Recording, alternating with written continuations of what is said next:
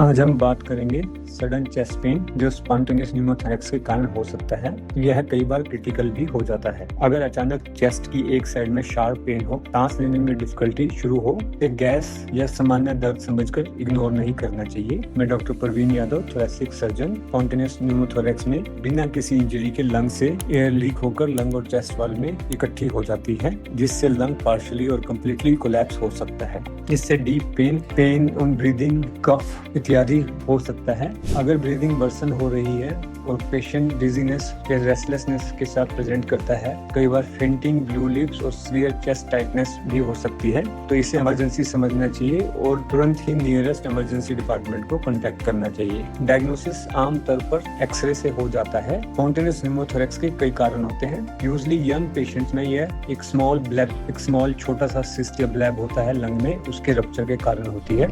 एक side spontaneous pneumothorax जिस patient में होता है, उसमें दूसरी साइड होने के भी चांसेस रहते हैं। यह यूजुअली पतले, दुबले और लंबे पेशेंट्स में ज्यादा होता है, यंग पॉपुलेशन में। ओल्ड पॉपुलेशन में या मिडिल एज में या क्रोनिक स्मोकिंग के कारण एम्फाइजेमेटस लंग हो जाते हैं, तो उसमें वो लंग एम्फाइजेमुलर रप्चर करने के कारण भी स्पॉन्टेनियस न्यूमोथोरैक्स हो जाता है। कई बार लंग की और कंडीशन जिसमें लंग सिस्ट होती है या इन्फेक्शन के कारण लंग का कोई पार्ट गल जाता है, उसके कारण भी स्पॉन्टेनियस न्यूमोथोरैक्स हो जाता है। इसका ट्रीटमेंट पेयर्टी को देख के किया जाता है। अगर छोटा सा नीमो का पैच है या small amount of air collect हुई है, तो उसमें ऑब्जर्व भी किया जा सकता है।